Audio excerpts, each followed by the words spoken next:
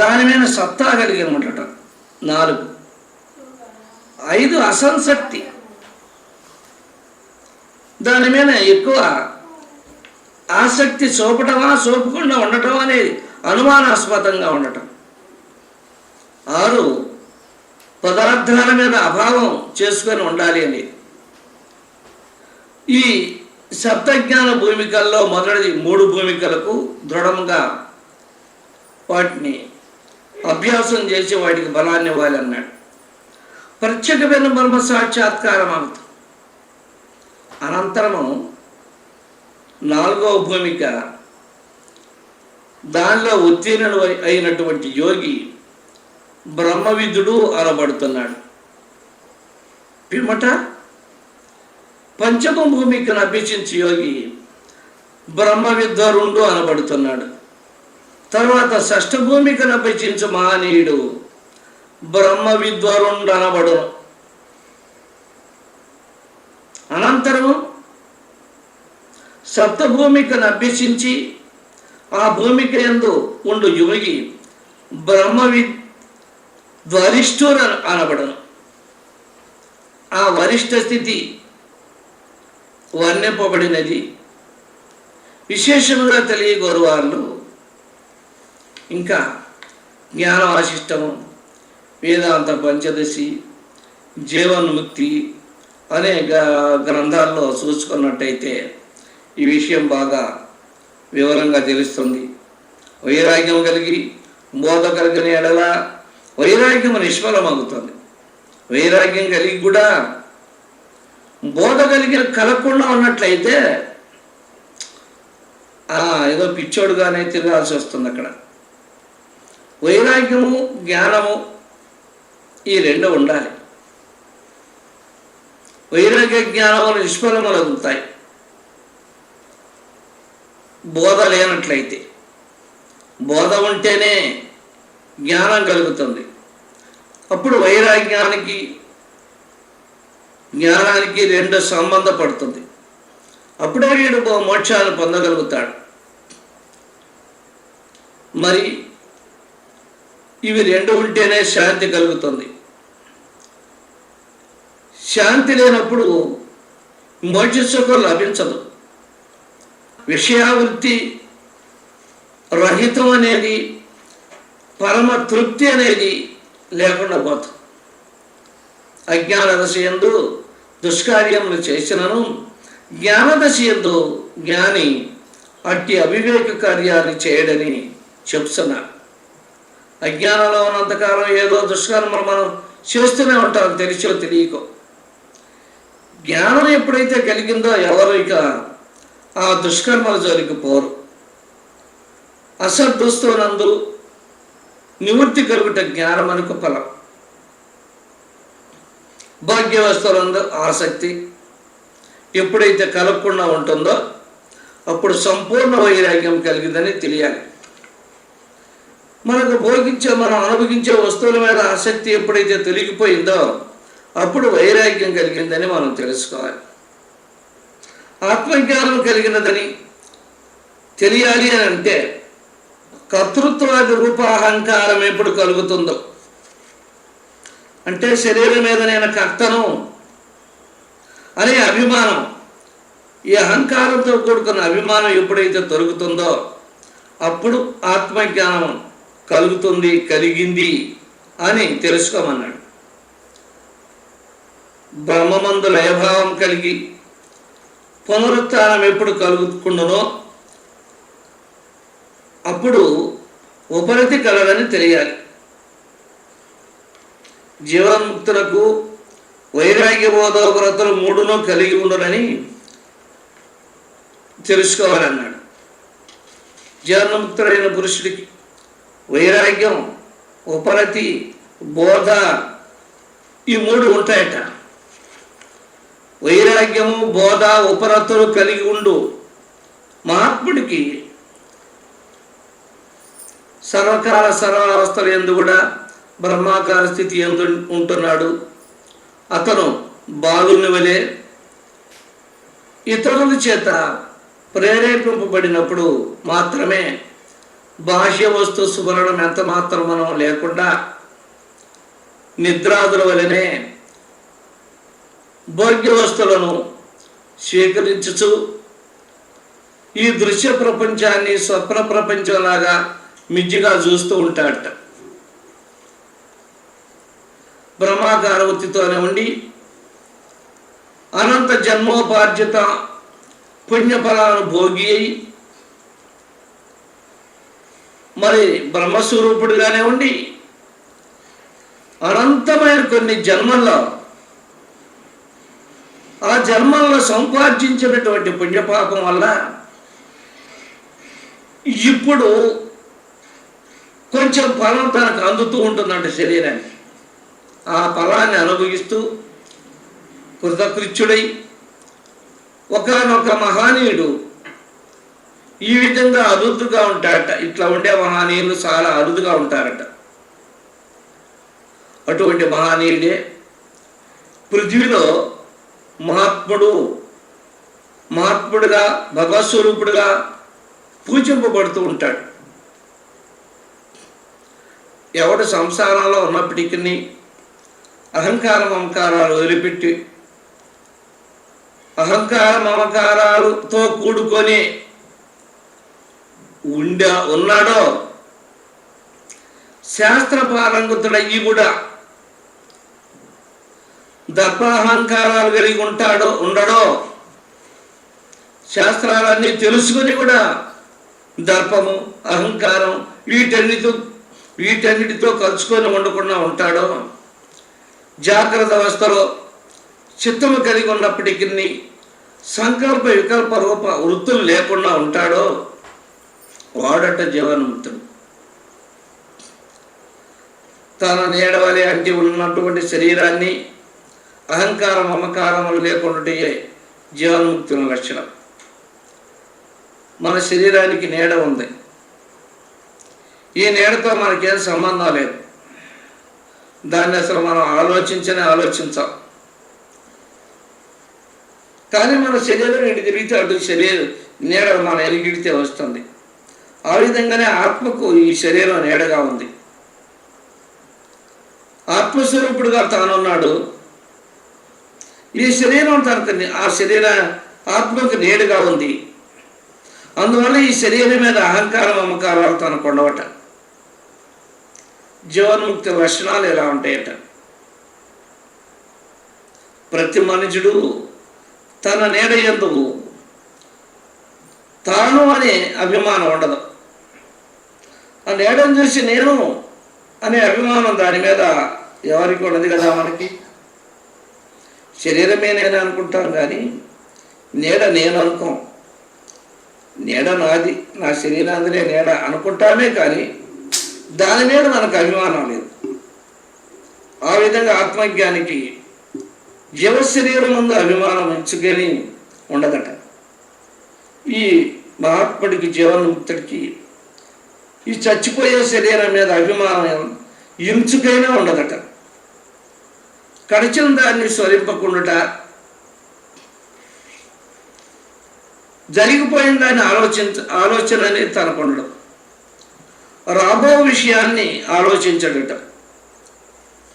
దొరికిన దాని మీదనే ఉదాసీనతగా దాన్ని అనుభవిస్తూ ఏ సమయానికి ఏది దొరుకుతుందో అంతవరకే ఉంటూ ఉదాసీనత వహించి ఉంటాడు. జీవన్ముక్తుల లక్షణాలు ఎలా ఉంటాయని చెప్పినాడు. యతి యొక్క చిత్తం సదా బ్రహ్మానంద రసానుభవంలోనే ఉంటుందట. ఆ మహాత్ముడి మనస్సు చిత్తం ఎప్పుడు ఆ బ్రహ్మానందంలోనే ఓలలాడుతూ ఉంటుందని. ఈ భాష్యంలో కానీ అంతరంలో కానీ శరీర సంబంధమైన విషయాలన్నీ తనకు ఉండవట. ఏ ఉనికి ఉండదట తనకి. దేహేంద్రియాదులు అహంకార మమకారాలు వదిలిపెట్టి తటస్థుడుగా ఉంటాడట. ఎవరికైతే బ్రహ్మభావము తెలియబడుతుందో అట్టి పురుషుడు సంసార బంధము నుండి విడిపడిపోతున్నాడు, జీవన్ముక్తుడవుతున్నాడని చెబుతున్నాడు.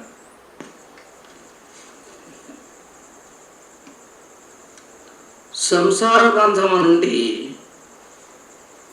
విడువబడిన జీవన్ముక్తుడు నశ్వరము ఈ పాంచభౌతిక దేహాన్ని సజ్జనులతో పూజింపబడుచుండుచే గర్వింపక, దుష్టుల చేత నిందింపబడినప్పుడు భేదపడక,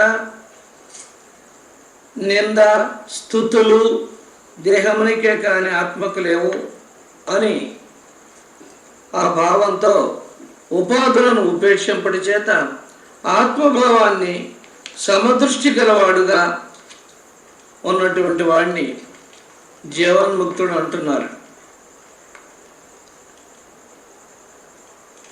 సంశయ విపర్య రహితముగా బ్రహ్మతత్వం ఎరిగిన పురుషుడు మునుపటి వలె సంసారబద్ధుడు కాడు. సంసార ప్రేరితుడు అయినట్లయితే అతడు బహిర్ముఖుడు చేత బ్రహ్మజ్ఞానియే కాడు. అట్టి సంసార లంపటంలో ఉన్నటువంటి పురుషుడు వాచిక జ్ఞాని అనబడతాడు. వాచిక జ్ఞాని అనేవాడు ఎలాంటి వాడు అంటే బ్రహ్మతత్వమును గురించి పలు విధముల ఉపన్యసింపగలుగుతాడే కానీ స్వయంగా మాత్రం అనుభవశాలి కాడు. శాస్త్రాలు చదువుకొని, వేదాలు చదువుకొని, సంస్కృత భాషను బాగా చదివి ఉపన్యాసాలు చెప్తాడు బాగా, కానీ అనుభవజ్ఞాని కాదు. రాగద్వేషాలు కలిగే ఉంటాయి, దుఃఖంతోనే కూడుకొని ఉంటాడు, సుఖస్వరూపుడుగా ఉండడు. అందువల్ల యోగి కాడు, జ్ఞాని కాడు. ప్రారంధ భోగం ఈ కర్మ క్షీణించదని చెప్పబడింది. ఇకను సంచితాగామి కర్మలను గురించి చెప్తున్నాడు. స్వప్నమందు కల్పితమైన శుభాశుభ కర్మలు ఎల్లానా కూడా స్వప్నంలో మనకు ఎన్నో విధములైన వస్తువులు కనపడుతున్నాయి. అవన్నీ మేల్కొన్న తర్వాత వెంటనే నశించిపోతున్నాయి. ఆ విధంగానే అహం బ్రహ్మాస్మి, నేను పరబ్రహ్మమును అనే అపరోక్ష జ్ఞానం ఎప్పుడైతే కలుగుతుందో 100 కోట్ల జన్మల నుండి వస్తున్నటువంటి సంచిత కర్మ జాతం అంతా కూడా క్షణమాత్రంలో నశించిపోతుందట. జ్ఞానం ఉదయింపుగా సంచితం ఆగామి కర్మలు 2 నశించిపోతాయి. ప్రారంధము సైతం ఎలా నశింపదు అని కొంతమంది అంటున్నారు. తత్వజ్ఞానం కలుగక ముందు ఈ తత్వజ్ఞానం ముందర ఆరంభింపబడిన కర్మ జ్ఞానం వలన నశించిపోతుంది.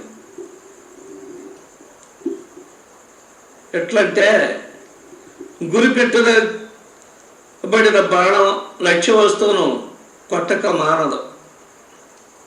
అట్లే కర్తృత్వాభిమానముతో పూర్వం చేయబడిన కర్మ మొత్తము దాని ఫలము నీయక మానదు. సంచితం అంటే అనేక జన్మాంతరముల నుండి పెరిగిన కర్మజాలం. ప్రారంధం అంటే సంచిత కర్మ నుండి ఈ జన్మమందు అనుభవింపబడవలసినటువంటి కర్మ. ఆగామి అనగా ఈ జన్మమందు చేయబడి ముందు జన్మములందు అనుభవించవలసినటువంటి కర్మ. జ్ఞానము అజ్ఞానము దాని కార్యము నిర్మూలించులేని అజ్ఞాన కార్యము ఈ దేహం ఎట్లు నిలిచి ఉండును అని శంకించడి జడమతులకు సమాధానపరచుడికై శృతిమాత భాష్య దృష్టితో ప్రారంధమ కలదని చెప్తుందే కానీ దేహాధికము సత్యమే అని పండితులకు బోధించుటకు శృతి ప్రవర్తింపలేదు. జన్ముక్తులైనటువంటి మహాత్ములకి ప్రారంధం ఉంది అని చెప్పటం లేదట శృతి. ఎందుకంటే పరమాత్మగా అద్వితీయ బ్రహ్మాన్ని ఎప్పుడైతే తెలుసుకున్నాడో, ఎప్పుడైతే పరమత్వాన్ని తాను పొందినాడో ఇక్కడ ప్రారంధం కూడా లేదు. కర్మశేషం ఉంటే బ్రహ్మమే లేదు. అన్ని కర్మలు పరిపూర్ణంగా నశించిపోయినప్పుడే ఆడు బ్రహ్మం కాగలుగుతున్నాడు. అయితే సర్వవ్యాపకమైనది, ఆ ఆది అధ్యాంతరములు లేనటువంటిది పరబ్రహ్మం, జనన మరణాలు లేనటువంటిది, ఏ వికారాలు లేనటువంటిది, సద్రూపమైనటువంటిది, ఏకరస చైతన్య స్వరూపమైనటువంటిది, త్రికారాబాధ్యమైన ఆనంద స్వరూపము, ప్రత్యగ్రూపము, ఏకరసము, అనంతము, పరిపూర్ణము, సర్వమునకు అధిష్టానమైనటువంటిది బ్రహ్మము రజ్జునందు కల్పింపబడిన సర్పం రజ్జు మాత్రమే అయినట్లు తాళ్ళలో పాము ఉందని మనం కల్పించుకుంటున్నాం, కానీ అది తాడయ్యే ఉంది. పాము ఎప్పుడూ లేదు. మనం అనుకున్నప్పుడు కూడా పాము లేదు, అయితే పాముగా భావించి భయపడుతున్నాం. అట్లా అది ఎప్పుడూ తాడుగానే ఉంది. ఈ బ్రహ్మముల ఈ జగత్తు మన మాయ చేత, బ్రహ్మ చేత జగత్తు అని మనం చూస్తున్నాం. జగత్తు లేనే లేదట, బ్రహ్మరూపంగానే ఉందట. అంతా ఎప్పుడూ తాడుగానే ఉన్నట్లుగా అవిద్యా కల్పితమైన నామరూపాత్మక జగత్తు, మాయ చేత కల్పింపబడ్డటువంటి ఈ జగత్తు అధిష్టానమైనటువంటి ఆత్మ కంటే వేరుగా లేదు అన్నాడు. బ్రహ్మమే సర్వానికి అధిష్టానం. కనుకనే తనకు తానే ఆశ్రయం ఒకటి చేత నిరాశ్రయము, దానికి ఏమీ లేదు, నిర్గుణం, నిరవయం, ప్రత్యక్షాగోచరం, భావాభావ రూపం, కల్పనారహితము, మాయామల రహితము. ఇది ఇట్టిది అట్టిదని వాక్కు చేత, మాటల చేత, నోటి చేత నిరూపించుటకు శక్యం లేనటువంటిది, మనస్సు చేత తెలియలేనటువంటిది, మనస్సును వాక్కును ప్రకాశింపజేసేది అదే, స్వతసిద్ధమైనటువంటిది, సర్వ కలన రహితముకు జ్ఞానస్వరూపం. అది ఉపమాన రహితం, దానికి ఉపమానాలే లేవు చెప్పటానికి. ఇటు బ్రహ్మము ఏకం, అద్వితీయంగానే ఉంది, పరిపూర్ణంగా ఉంది. నానాభేద విశిష్టమైనటువంటి దృశ్య ప్రపంచము బ్రహ్మాభిన్నము, బ్రహ్మేతరము లేనే లేదు. బ్రహ్మ కంటే భిన్నంగా ఇంకొకటి లేదు.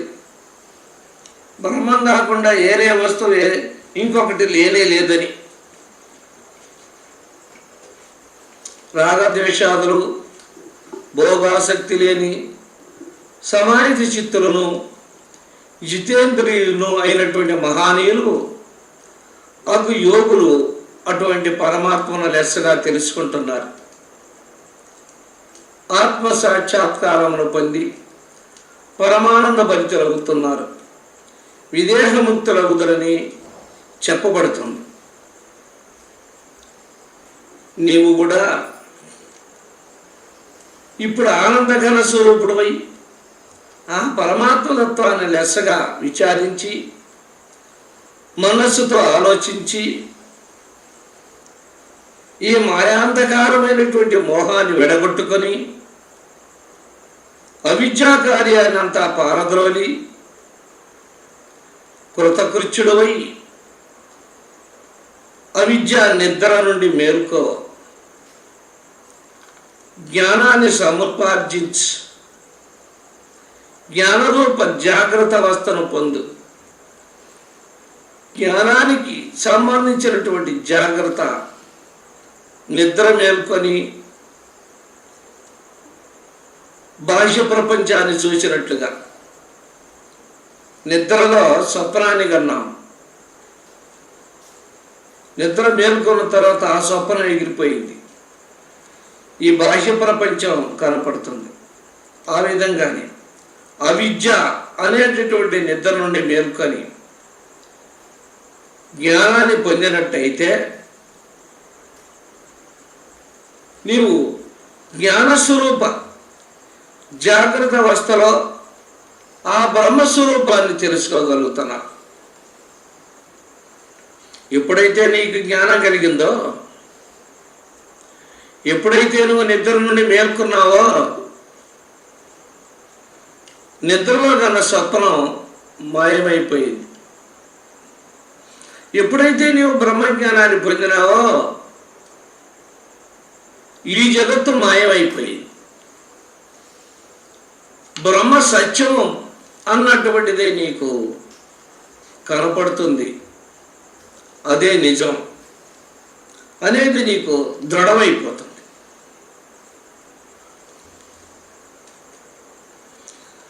స్వప్నంలో కన్నటువంటి పులులు, శార్దూలాలు, పాములు, వీటి వల్ల కలిగినటువంటి భయం మేల్కొన్న తోడనే నశించిపోతుంది. ఆ ప్రకారమే అజ్ఞానం అనే నిద్ర నుండి మేల్కొన్న తర్వాత ఆత్మజ్ఞానం అనే జ్ఞానం నీకు కలిగిన తర్వాత చావటం, పుట్టడం, ఈ సంసార భయం తొలగిపోతుంది. నిర్వికల్ప సమాధి ఎందు ఏకాగ్ర చిత్తంతో జ్ఞాననేత్రం చేత ప్రత్యేక భిన్న పరమాత్మ తత్వాన్ని నీవు కనుగొంటావు. సంశయ రహితాన్ని తెలుసుకోగలుగుతావు.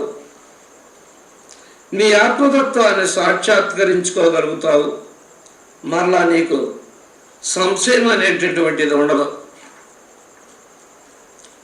అవిద్య ఉండదు. బంధము నుండి విడుదల పొందుతావు. సత్యజ్ఞానాల స్వరూపుడు అవుతావు. వేదాంత శాస్త్రము, యుక్తి, సద్గురు వాక్యము వీటన్నిటికి ప్రమాణము. మరి అంతఃకరణ సిద్ధియము బ్రహ్మాత్మైక రూప స్వానుభవమే ముఖ్య ప్రమాణం. దీనికి విచారము, ఆరోగ్యము, ఆకలి మొదలుగునవి తన చేతనే ఎట్టు తెలియబడను. ఆ ప్రకారమే బంధము, మోక్షము, తృప్తి అనునవి తనకే గోచరింపవలేదు. జ్ఞానం అనేది పరులచే ఊహింపబడదు. అంత మాత్రాన ప్రయోజనం లేదు. కావున శ్రద్ధాళువు సద్గురూపనిష్ట బ్రహ్మస్వరూపాన్ని మరువక నిరంతరము తదాకారము ఉండి ఆత్మానుసుఖము అనుభవించుచుండవలెను అని చెప్తున్నాడు. ఆ అఖండాత్మస్వరూపాన్ని తానే అని సానుభవం వలన తెలుసుకొని సమస్తము ఏకాగ్ర చిత్తముతో బ్రహ్మస్వరూపంగానే నేను బ్రహ్మమునే అన్నటువంటి భావంతో ఉండవలేనని గురువు శిష్యుడికి బోధించాడు. జీవుడు సకల జగత్తును బ్రహ్మ మాత్రమే అని వేదాంత సిద్ధాంత వచనం ఆలోచించమన్నాడు. దాన్ని అధిష్టానం కంటే భిన్నం కాదు. ఈ సకల జగత్తంతా కూడా అధిష్టానమైన బ్రహ్మం కంటే భిన్నం కాదు, బ్రహ్మస్వరూపమయ్యే ఉంది. చిత్రపటమనందు రచింపబడిన నగర, నది, వృక్షలతాది సకల చిత్రాలన్నీ కూడా విమర్శింపగా పటం మాత్రమే ఎగునట్లు. వాటన్నిటిని విమర్శించి చూసినట్టయితే పటమే అది. సర్వాధిష్టానానికి బ్రహ్మమే ఆధారం. మాయారహితము సర్వ ప్రపంచము బ్రహ్మ మాత్రమే. ఇది మాయతో రచింపబడింది ఆ పటం మీద. దీన్నే మనం నిజం అనుకుంటున్నాం. అసలు కాగితమే నిజం అనేది మనం గుర్తెరటాలే. ఆ కాగితమే లేకపోతే ఈ రచన అనేది లేదు. చిత్ర విచిత్రమైన బొమ్మలు ఆ కాగితం మీదే రాస్తున్నాం మనం. కాగితమే దానికి ఆధారం. ఈ బొమ్మలో ఆ కాగితాన్ని ఆధారం చేసుకుని బొమ్మ ఏర్పడిందే కానీ కాగితమే లేకపోతే బొమ్మే లేదు. దేహాది సకల దృశ్యం అంతా కూడా సర్వదా అఖండానంద స్వరూప స్థితిని పొందే ఉంది. సర్వం హ్యేతత్ బ్రహ్మ ఏకో దేవ సర్వభూతేషు గూఢ. తన అనుభవాన్ని అప్పుడు శిష్యుడు బ్రహ్మస్వరూపాన్ని పొంది సర్వభూతాంతరాత్మ కర్మాధ్యక్షు సర్వభూతాదివాస సాక్షి చేత కేవలం నిర్గుణచ్చ ఇత్యాది శృతులు ప్రమాణం ఈ బ్రహ్మస్వరూపానికి. శిష్యుడు తన అనుభవాన్ని గురువుకి విన్నవిస్తున్నాడు. ఇప్పుడు ఈ గురువు గారు చెప్పినటువంటి అనుభవాన్ని అంతా పొంది నేను నిజంగా బ్రహ్మస్వరూపుణ్ణే, నేను ఈ శరీరం నేను కాదు, సంసారం నాది కాదు, జగత్తుకు నాకు ఎలాంటి సంబంధం లేదు, నేను సాక్షాత్ బ్రహ్మస్వరూపుణ్ణి అన్నది తను అనుభవంలోకి వచ్చింది. అనుభవంలో తెలుసుకున్నాడు. తెలుసుకొని తన అనుభవాన్ని గురువుకి చెప్తున్నాడు. సమాధిలో ఈ శిష్యుడు తన చిత్తాన్ని కొంతకాలం లయింపజేసి ఆ ఆనందానుభూతిని పొంది ఆనందం అనుభవించి ఆనందమగ్నుడై సమాధిస్థితుడై తర్వాత లేచి ఆ పరమానందాన్ని గురువుతో ఇట్లు చెప్తున్నాడు తన అనుభవాన్ని. ఓ స్వామి, నా విన్నపం ఆలపించు. జీవాత్మ పరమాత్మ ఐక్యానుసంధానము చేత నా బుద్ధి అంతా నష్టమైనది. జీవాత్మను ఎప్పుడైతే పరమాత్మను ఐక్యం చేశానో నా బుద్ధి నష్టమైపోయింది. భాష ప్రవృత్తి కలితమైంది. కార్యము కానీ అవ్యక్తముకు కారణముచే కానీ ఏది నాకు గోచరించడం లేదు. సుఖమేంటియో దాని సారం ఎంతో నాకు తెలియలేదు. దేహేంద్రియ మనోధర్మములు వానికి విలక్షణుడను సకల వికార సాక్షియునకు ఆత్మను అంటావు. వికార సంబంధము ఏమీ లేదు. దృష్టాంతములు వీటన్నిటినీ అనుభవించినటువంటి విషయాల్ని ఇక్కడ చెప్తున్నాడు. నేనే క్రియకును కర్తను చేయవాడను కాను. ఏ క్రియ నేను చేసేవాడిని కాదు. కర్తను నేను కాను. ప్రేరకుణ్ణి నేను కాను. దీన్ని అనుభవించే భోక్తను నేను కాను. ద్రష్టను. వీటన్నిటినీ నేను చూస్తూ ఉన్నాను. వాటికి అవి జరుగుతూ ఉన్నాయి. దర్శయిత, నేను చూసేవాడనే. మరి నేను ఇటువంటి వాడను అంటే స్వయం ప్రకాశ స్వరూపుణ్ణి.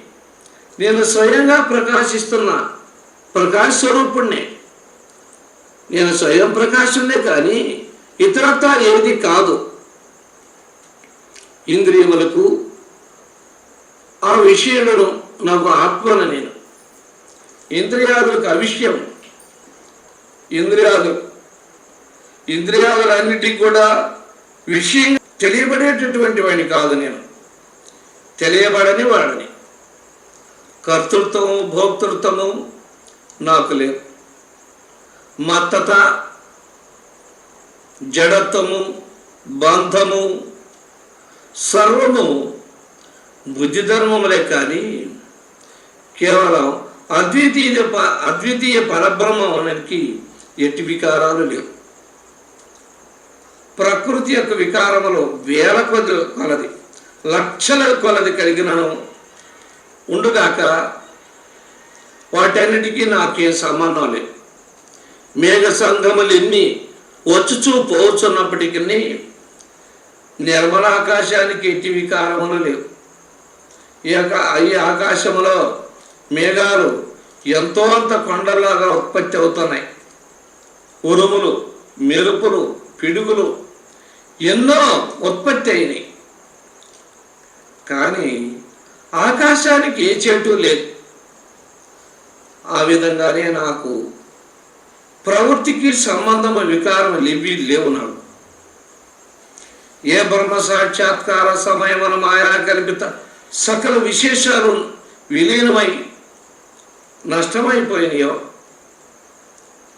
సత్యజ్ఞానానంద స్వరూపములో నేను అద్వితీయమై ఉన్నానో అట్టి పరబ్రహ్మ స్వరూపమునే నేనే.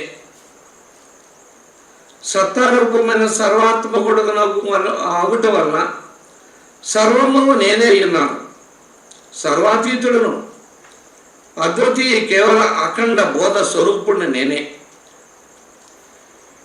నిరంతరానంద స్వరూపుణ్ణి నేనే.